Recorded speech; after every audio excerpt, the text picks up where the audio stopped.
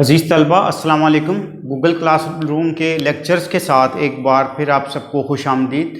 میں سر تنویر دوسرے لیکچر کے ساتھ حاضر ہوں۔ اس سے پہلے آپ نے ایک لیکچر نمبر 1 پڑھا تھا جو کہ ہمارا پہلا افسانہ تھا، جس میں ہم نے نیا قانون پڑھا۔ آج ہم اپنے درسی کتاب کا دوسرا افسانہ پڑھیں گے جس کا نام چور ہے اور اس کے مصنف اشفاق احمد ہیں۔ تو اس سے پہلے کہ ہم باقاعدہ طور پر اس سبق کا آغاز کریں، پہلے میں یہ بتانا ضروری سمجھتا ہوں، لاسٹ میں بھی آپ کو بتایا تھا کہ افسانہ کیا ہوتا ہے۔ تو ہم دیکھتے ہیں کہ افسانہ کسے کہتے ہیں۔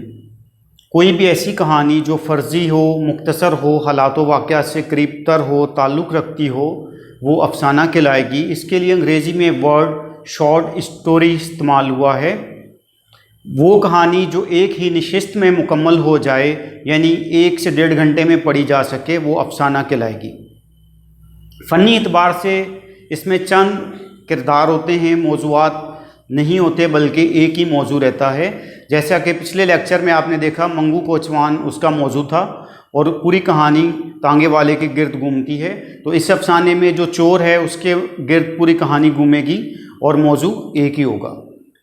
تو یقیناً آپ افسانہ سمجھ گئے ہوں گے۔ اب میں اس پہ روشنی ڈالتا ہوں کہ مرکزی خیال کیا ہوتا ہے۔ کوئی بھی کہانی، سبق یا مضمون، اس میں جو مصنف اپنے پیش نگاہ پیغام دوسروں تک پہنچانا چاہتا ہے، وہی اس سبق کا مرکزی خیال کہلائے گا۔ لاسٹ میں ہم دیکھتے ہیں کہ خلاصہ کیا ہوتا ہے۔ جیسا کہ آپ کو معلوم ہے، summary is the 1/3 of any topic. کسی بھی مضمون کے 1/3 حصہ کو خلاصہ کہا جاتا ہے۔ مثال کے طور پہ اگر کوئی سبق 3 صفحوں پر ہوگا تو اس کا خلاصہ کم سے کم 1 صفحے پر مشتمل ہونا چاہیے۔ خلاصہ لکھنے سے پہلے ہمیں کسی بھی مضمون، سبق اور کہانی کو ذاتی طور پر مطالعہ کرنا پڑتا ہے۔ جب ہم ذاتی طور پر اس کو مطالعہ کرتے ہیں، جو کچھ ہم سمجھتے ہیں اس کو اپنے الفاظ میں ادا کرتے ہیں، تو یہ خلاصہ ہوگا۔ جس طرح سے کوئی بھی مضمون، کہانی یا سبق پیراگرافوں میں قلم بند ہوتا ہے، اسی طرح آپ اپنے خلاصے کو اسی ترتیب سے پیراگرافوں کی صورت میں قلم بند کریں گے۔ یقیناً آپ کو افسانہ کیا ہے، مرکزی خیال کیا ہے اور خلاصہ کیا ہے، یہ سب سمجھ میں آ گیا ہوگا۔ اب باقاعدہ ہم اس افسانے کا آغاز کرتے ہیں تعارف مصنف کے ساتھ۔ پہلے ہم تعارف مصنف سمجھیں گے، پھر مرکزی خیال اور آخر میں خلاصہ۔ تو اشفاق احمد جو ہیں اس کے مصنف ہیں۔ اشفاق احمد کا شمار اردو کے مایہ ناز ادیب، دانشور اور افسانہ نگار، ڈرامہ نگار اور کہانی نویسوں میں ہوتا ہے۔ وہ 1925 عیسوی کو لاہور میں پیدا ہوئے، وہیں سے تمام تعلیم حاصل کی اور اعلیٰ تعلیم کے لیے دیار غیر بھی گئے۔ ان کو ادبی شہرت ان کے افسانہ گڈریا سے حاصل ہوئی اور وہ دیال سنگھ کالج لاہور میں درس و تدریس سے بھی وابستہ رہے اور اس کے ساتھ ساتھ ریڈیو پاکستان سے براڈ کاسٹر کی حیثیت سے بھی وابستہ تھے۔ ان کی کہانیوں اور تحریروں میں زندگی کی حقیقت نظر آتی ہے جو مختلف تضادات کی حامل ہے، اور ان کی تحریروں میں تصوف، سچائی، پاکیزگی، انسان دوستی، حب الوطنی، مقصدیت کا رنگ ہمیں غالب نظر آتا ہے۔ تو یہ ہمارے مصنف کا مختصر تعارف تھا۔ اب ہم اس کا مرکزی خیال سمجھتے ہیں۔ انسان میں شر، خیر، نیکی، بدی، یہ تمام صلاحیتیں اس کی فطرت میں پوشیدہ رکھی گئی ہیں۔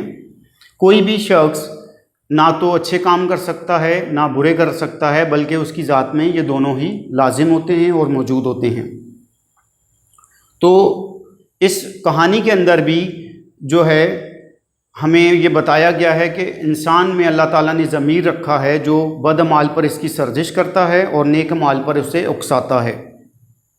یہ نہیں کہا جا سکتا کہ کوئی شخص ہمیشہ برا ہے تو برا ہی رہے گا۔ کوئی بھی بڑے سے بڑا مجرم کبھی بھی بدی کو چھوڑ کر اپنے ضمیر کے ہاتھوں مجبور ہو کر نیکی کے راستے پر آ سکتا ہے۔ تو اس کا مرکزی خیال یہی ہے کہ اشفاق احمد ہمیں یہ بتانا چاہتے ہیں، پیغام دینا چاہتے ہیں کہ ہمیں اپنے ضمیر کی آواز کو سننا چاہیے۔ جب وہ ہمیں جھنجھوڑتا ہے، ہمیں برائی پر جو ہے وہ روکتا ہے اور خیر اور اچھائی پر اکساتا ہے، تو ہمیں اس کی آواز کو پہچاننے کی کوشش کرنی چاہیے۔ اگر ہم اپنے ضمیر کی آواز کو پہچاننے میں تاخیر کر دیں گے تو انسان بدی اور گناہ میں دھنستا چلا جائے گا۔ اب لاسٹ میں یہ مرکزی خیال بھی آپ نے سمجھ لیا ہوگا، ہم اس سبق کا خلاصہ پڑھ لیتے ہیں۔ ایک رات ایک چور ایک گھر میں داخل ہوتا ہے. سب لوگ گہری نیند سو رہے تھے کہ وہ ٹارچ کی روشنی میں کمرے کا جائزہ لیتا ہے. یہ ایک اسٹور نما کمرہ تھا جس میں ایک الماری رکھی ہوئی تھی. اس الماری میں چند جوڑے کپڑے، سر کی پنیں اور چند دوا کی پرانی شیشیاں تھیں، اور ساتھ ساتھ ایک لفافہ بھی اس میں رکھا ہوا تھا جس میں کچھ رقم تھی. چور وہ لفافہ اٹھاتا ہے اور گھر سے باہر نکل جاتا ہے. راستے میں اسے ایسا معلوم ہوتا ہے کہ سامنے کوئی جن کھڑا ہے. ٹرانسفارمر کا شعلہ لپکتا ہے اور اس کا فیوز اڑ جاتا ہے. وہ خوف کے مارے سور الناس کا ورد کرنے لگتا ہے. یہ کوئی جن نہیں تھا بلکہ اس کی ضمیر کی خلش تھی جو اسے جن کی صورت میں، خوف کے صورت میں دکھائی دیتی ہے. جب وہ اپنی اماجگاہ پر پہنچتا ہے تو لالٹین کی روشنی میں لفافہ کھولتا ہے. اس میں 100 کا 7 10 کے نوٹ، 170 روپے کی رقم برآمد ہوتی ہے، اور ایک لفافہ بھی برآمد ہوتا ہے جو کہ ایک شکیلہ بیگم خاتون ہیں، انہوں نے اپنے دیور یا جیٹھ کے نام لکھا تھا. وہ لکھتی ہیں کہ مجھے تمہاری مدد کی اب ضرورت نہیں، اور اب میں نے 170 روپے جمع کر لیے ہیں جو پنڈی جانے کا کرایہ تھا، اور وہاں جا کر بچے کا مفت آپریشن ہو جائے گا، تو اب مجھے تمہاری مدد نہیں چاہیے. چور کو یہ پڑھ کر بہت رنج پہنچتا ہے. اس کا ضمیر اسے ملامت کرتا ہے اور وہ ارادہ کر لیتا ہے کہ یہ رقم وہ صبح سویرے واپس کر دے گا. پوری رات اس کرب میں اس کو نیند نہیں آتی اور صبح اس کی آنکھ لگ جاتی ہے. 10 بجے اٹھ کر وہ سیدھا شکیلہ بیگم کے گھر کی طرف راہ لیتا ہے. دن کا اجالا پا کر ہمت نہیں ہوتی اور واپس آ جاتا ہے. وہاں سے وہ داتا دربار جاتا ہے، وہاں 2 رکعت نماز ادا کرتا ہے.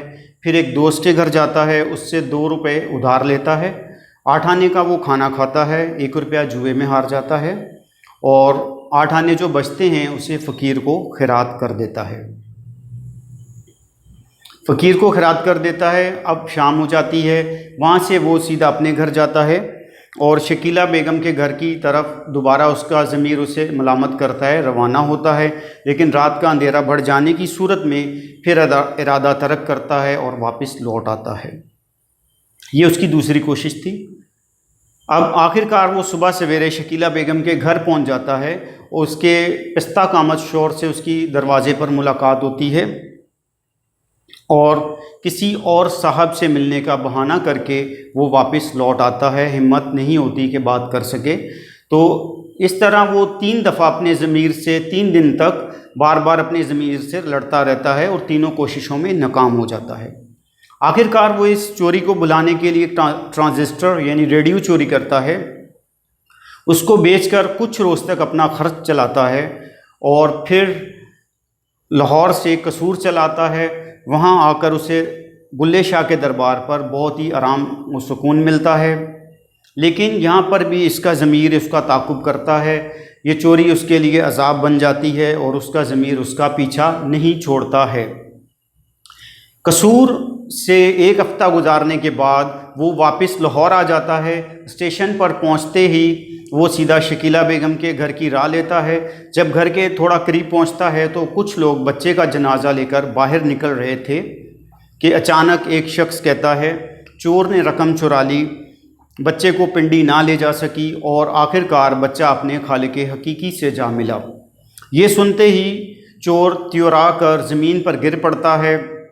اس کا ضمیر جو ہے اسے ملامت کرتا ہے. ضمیر کے بوجھ سے وہ زمین پر گر جاتا ہے اور اس کے دونوں زانوں بھی چھلنی ہو جاتے ہیں.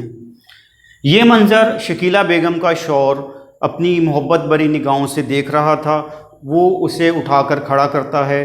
جب سب لوگ قبرستان سے چلے جاتے ہیں تو چور 12 روپے کے پھول قبر پر چڑھاتا ہے اور حقے سے پانی چھڑکوا کر 3 روپے اس کے ادا کرتا ہے. آخر میں وہ ایک ڈبی کیپسٹن سگریٹ خریدتا ہے. قبرستان سے باہر آنے کے بعد سگریٹ لگاتا ہے اور پھر وہ خدا کا شکر کرتا ہے اور اس بات پر مطمئن تھا کہ اس نے کوئی ایک اچھا اور نیک کام کیا ہے، اور اس طرح سے وہ اپنے گناہ کی تلافی کر چکا تھا. تو عزیز طلبہ، یہ اس سبق کا خلاصہ تھا جو میں نے آپ کو پڑھا اور سنایا. یقیناً آپ اس کو سمجھ تبھی سکیں گے جب آپ ذاتی طور پر اپنے افسانے کا اپنی درسی کتاب سے ذاتی مطالعہ کریں گے۔ آپ آسانی سے ہر خلاصے کو سمجھ سکتے ہیں، لیکن ضروری ہے کہ ہمیں اپنی کتاب کا 1 سے 2 دفعہ ذاتی مطالعہ کرنا چاہیے تاکہ ہم افسانوں کو، خلاصوں کو بہتر طور پر جانیں، سمجھیں، اور اس کو ہم افسانے کو آگے کنٹینیو کریں گے۔ اگلے لیکچر میں آپ کے سامنے تیسرا افسانہ لے کر آؤں گا۔ اس وقت تک اپنا خیال رکھیے گا۔ اللہ حافظ۔